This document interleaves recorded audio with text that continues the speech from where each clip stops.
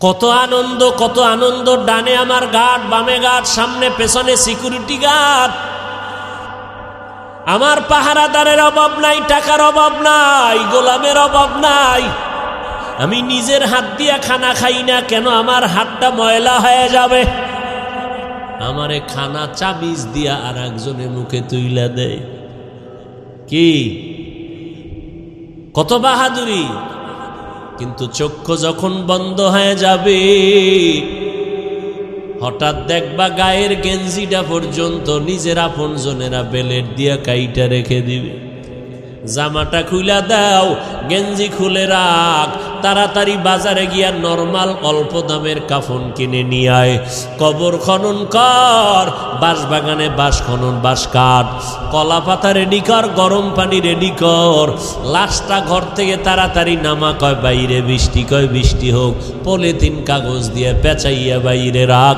এখন আর মরা লাশ ঘরে রাখা যাবে না। কে কয় বাইরের মানুষ? নিজের আপন জনে রাখা। নামা ঘর থেকে লাশ নামাও। কয় বৃষ্টি বাইরে, কয় বৃষ্টি টিষ্টি বুঝি না, ওগলা পাতা আর পলিথিন দিয়ে পেঁচাইয়া রাখো।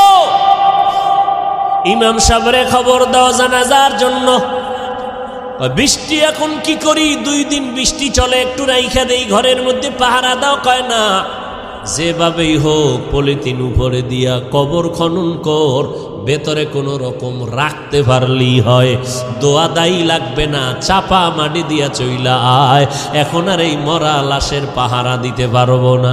শুধু তাই না, করোনায় দেখাইয়া গেল। কয়েক মাস আগে তোমরা তো ফেসবুক শরীফের ভেতরে দেখেছো, এই যে ঢাকা বাড্ডা থানার ভেতরে আজদাহা 2টা সন্তান, মহিষের মতো 2 সন্তান। বাবায় লেখাপড়া শিখাইয়া গেল, বাবায় টাকার অডেল সম্পদ রেখে মরে গেল। সন্তানেরা বাবার সম্পদ নিয়ে 24টা ঘন্টা ঝগড়া করলো। বাবার লাশটা পড়ে রইল, দাফন করার সময় পাইল না। 2 সন্তান, বাবার টাকা পয়সা নিয়ে ঝগড়া, বাবার লাশ দাফনের ফিকির নাই। এমন কুলাঙ্গার সন্তান জন্ম দিয়া কি লাভ হবে? আর এমন কুলাঙ্গারের বাবা দাবি করে কি লাভ? যেই সন্তানের মানুষ বরদোয়া করে, এই সন্তানের বাপ হইয়া লাভ কি হবে? এমন সন্তান জন্ম দিয়া কি লাভ হবে? একটা সন্তান যদি এমন হইতো, যেই সন্তানের আদর্শ দেখে আরো 10টা সন্তান ভালো হয়ে গেছে, যেই সন্তানের আখলাক দেখে স্কুলের বহু সন্তান আখলাক কলা হয়ে গেল। স্কুলে ঠিকই পড়ে, কলেজে পড়ে, কিন্তু নামাজ ছাড়ে না, কারো সাথে খারাপ ব্যবহার করে না।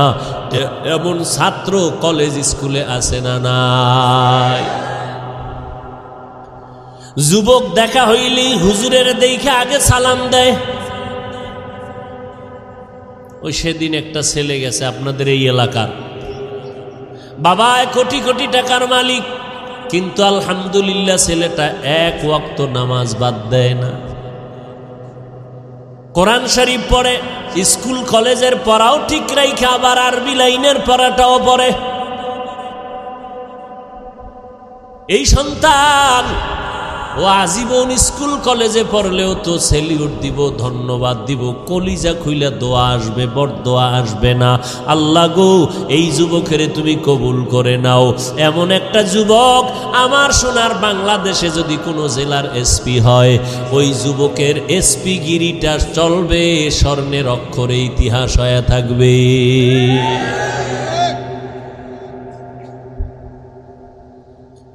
আল্লাহ পাক বলেন, আমি মুমিনদের চাই বিনা হিসাবে জান্নাত দিতে, কারণ একটা সেকেন্ড হাসরের মাঠে দাঁড়ানোর ক্ষমতা কারো হবে না।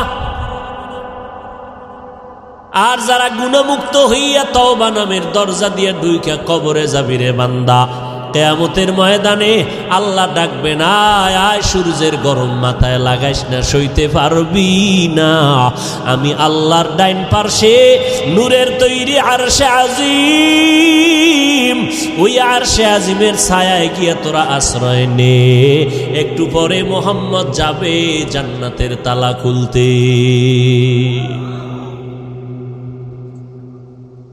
গুনাহমুক্ত যদি পিছনে গুনাহ করে ফেলছি, শয়তানের ধোকায়, নফসের ধোকায়।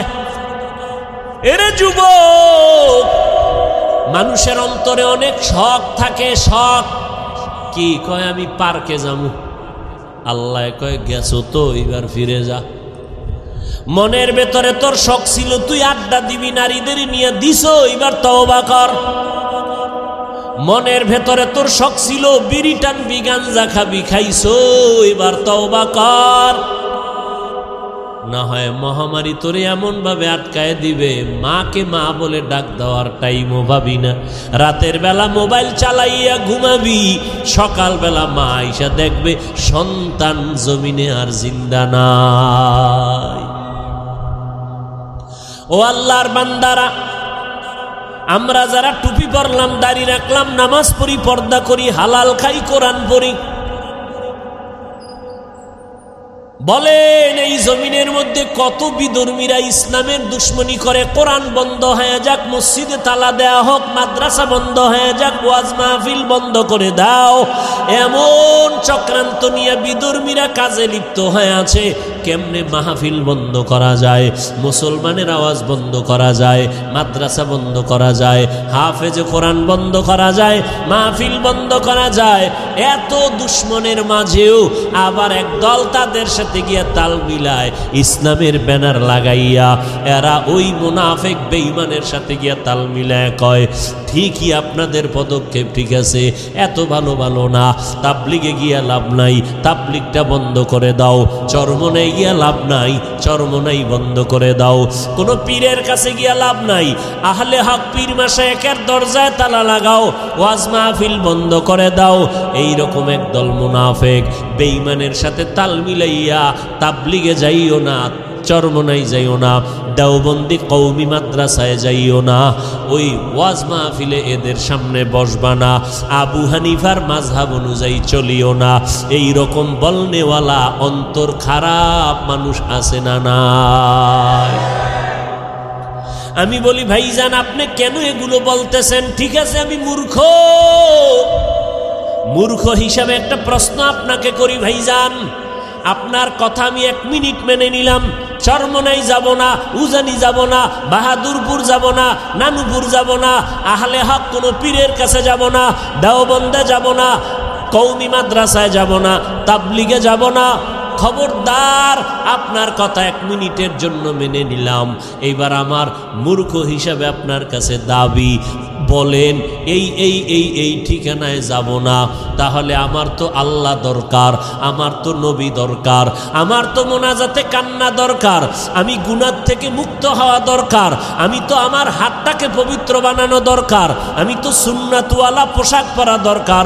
বলো এই এই ঠিকানায় যাব না, নতুন একটা ঠিকানা দাও যেখানে গেলে বয়ানে কান্না আসবে, দিলটা নরম হবে, আখেরাতের কথা স্মরণ হবে, দাড়িবিহীনওয়ালা দাড়িওয়ালা হয়ে যাব, সুদখোরওয়ালা সুদ ছেড়ে দিব, বেপর্দাওয়ালা পর্দা করব, আল্লাহর নবীর সুন্নতের মালাটা গলায় লাগাবো। এমন একটা ঠিকানা আমাদের বলে দাও। এরা এদিকেও যাইতে দেয় না, ঠিকানাও নতুন দেয় না, তাহলে আমরা বুঝতেছি এরা আসলে আমাদের কল্যাণ চায় না, এরা বিধর্মীদের পা চাটা দালালি করে। এই যুবকেরা, সহজ কথা না বুঝলে আর কেমনে বুঝাবো? তাবলিগে যাব না, চরমনাই যাব না, আবু হানিফারে মানব না, কওমি মাদ্রাসায় যাব না, দেওবন্দির কাছে যাব না, সব ছেড়ে দিব। তবে কোথায় যাব? ঠিকানা দাও আলাদা, যেখানে গেলে দাড়ি উঠবে, টুপি উঠবে, দাড়ি উঠবে, পাগড়ি উঠবে, কান্না আসবে, আমল হবে, মা বাবার খেদমত করতে পারবো, আকীদা ঠিক হবে, এরকম একটা ঠিকানা দাও।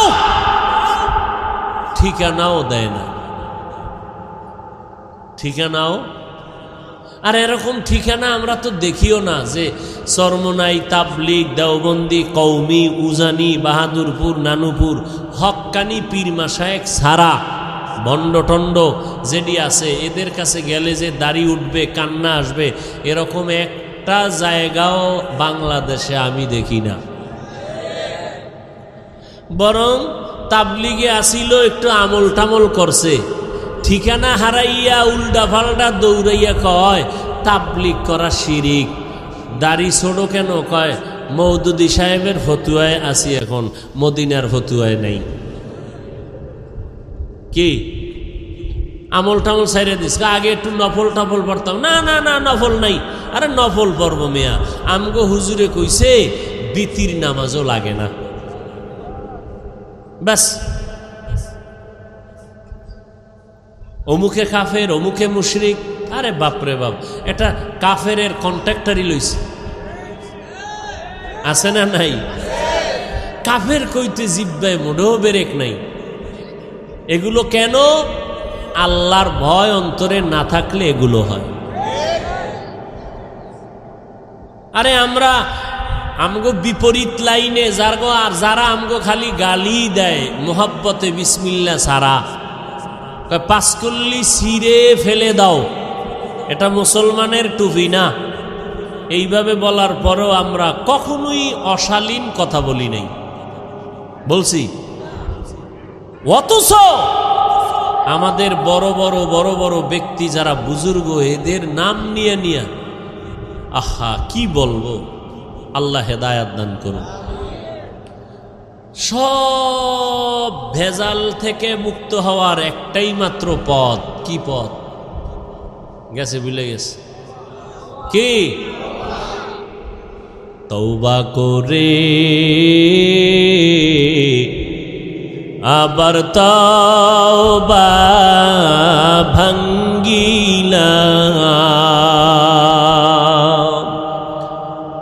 অবশেষে খাঁটি তওবা করিলাম, অবশেষে খাঁটি তওবা করিলাম। সকলেরই দরজা হইতে ফিরিয়া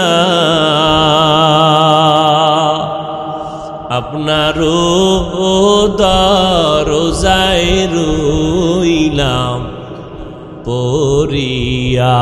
আপনি যদি মাফ না করেন বান্দারে,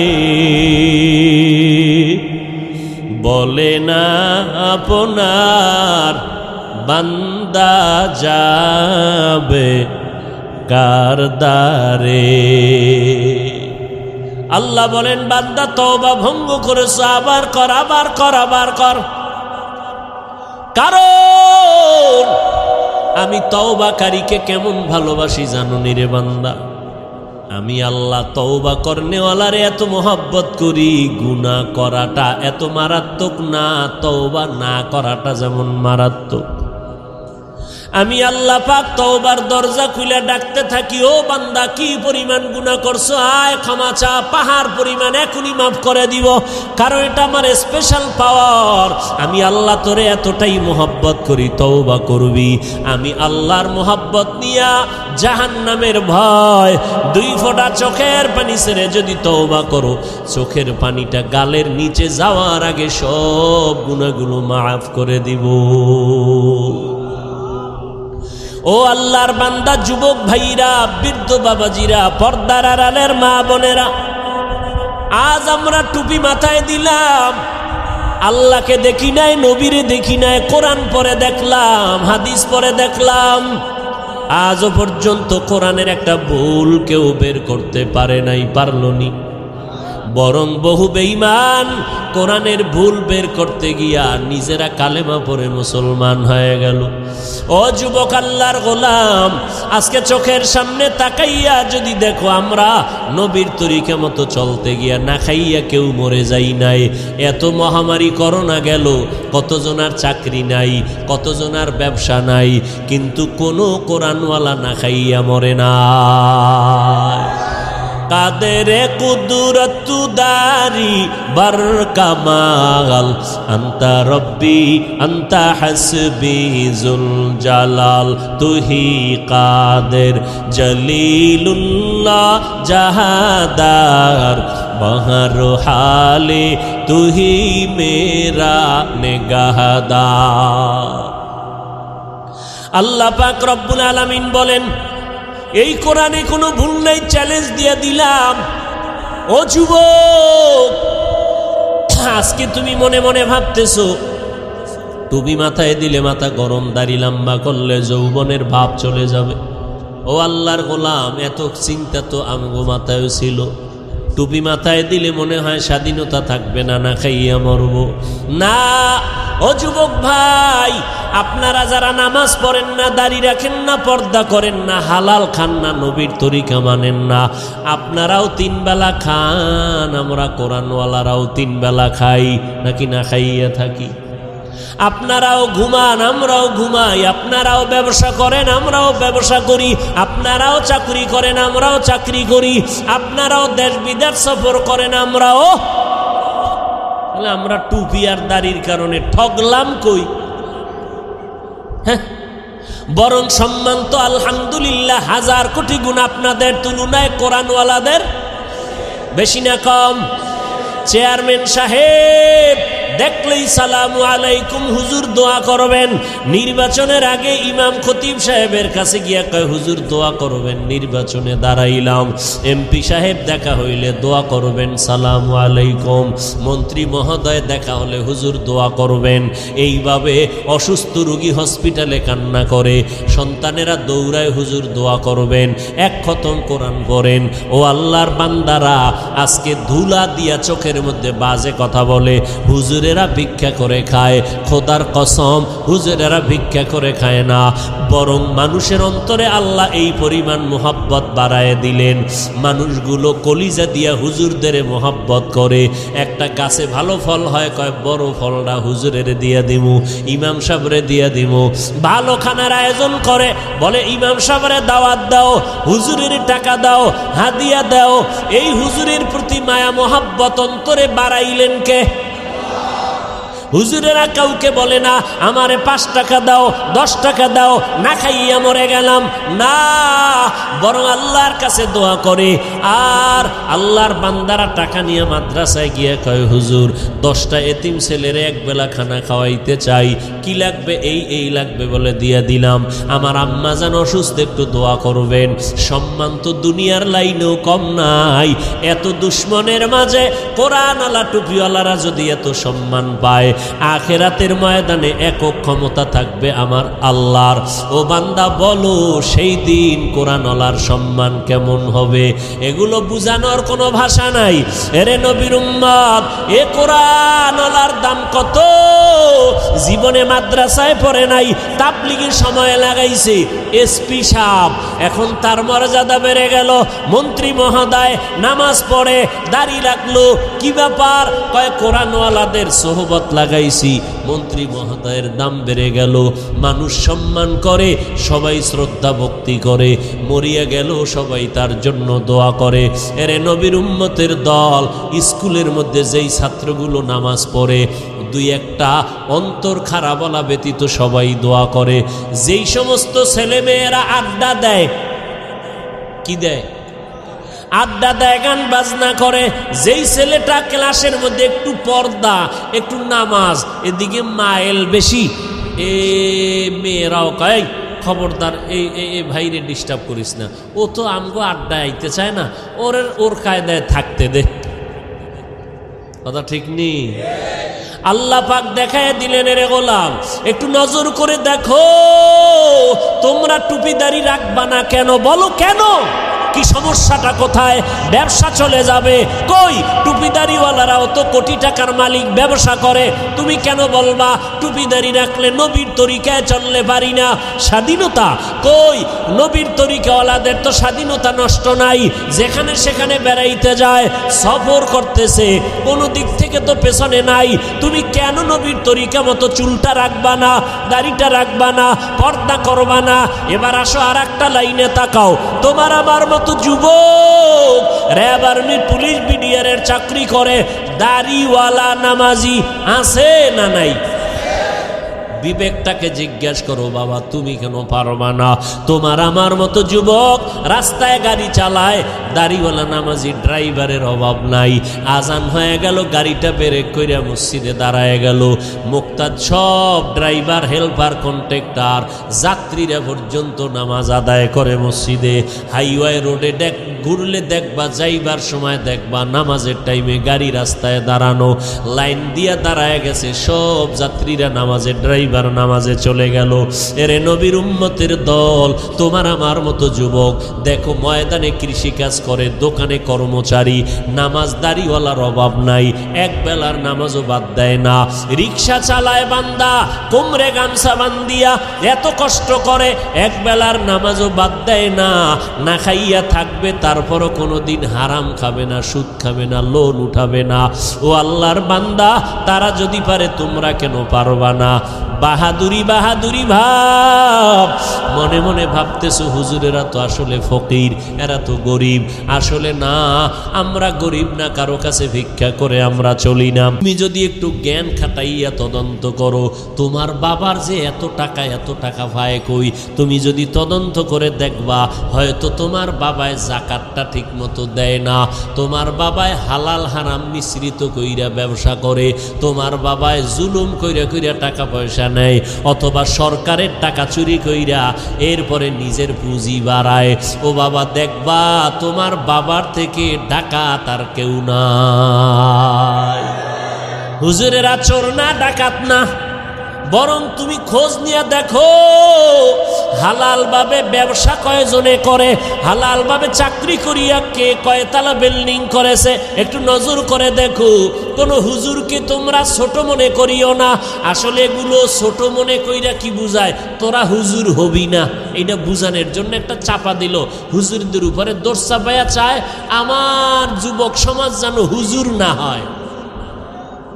কি হবে? ডাকাত, সন্ত্রাস হবে, সন্ত্রাস, কলম চোর, সরকারের টাকা চোর, আর লেখাপড়ার জীবনে হবে বিদ্যা চোর। কি চোর হবে? যেই বিদ্যা পড়িয়া শিক্ষিত, বড় দামি চেয়ারে বসে, সেই শিক্ষার পাতা চিরা চিরা জুতার ভিতরে ঢুকায় নকল। আছে না নাই? বিদ্যার সাথে এখনই যদি বেয়াদবি হয়, এই সন্তানের দ্বারা আদর্শ সমাজ গঠন হবে না। ও আল্লাহর বান্দারা, যদি বাহাদুরি বাহাদুরি ভাব দিয়া হুজুরদের বিদ্যানগুলি দেখাইয়া বলো টুপি পরব না, দাড়ি রাখবো না, নামাজ পড়ব না, দেখি কে কি করে, আল্লাহ কয় নবী জানায়া দেন, ওরে করব কি হুজুরে করবে না, আমি আল্লাহই করব। যদি সীমা বেশি লঙ্ঘন করে, আমি দুনিয়াতেই ধরবো, ওর কিডনি নষ্ট করে ফেলবো, ওর হাত পাও নষ্ট করে ফেলবো, আমি আল্লাহ ওরে অসুস্থ বানাইয়া বিছানায় ফালায় রাখবো, এমন রোগ দিব যেই রোগের চিকিৎসা কোনো কেউ ডাক্তার করতে পারবে না, আমি আল্লাহ। এরপরে স্থায়ী ধরাটা দেব মরার পর। কেমন? ওই কবরে যেদিন সাদা কাপনের প্যাকেট হইয়া যাবি রে বান্দা, কে পীর সাহেব, কে মুরিদ,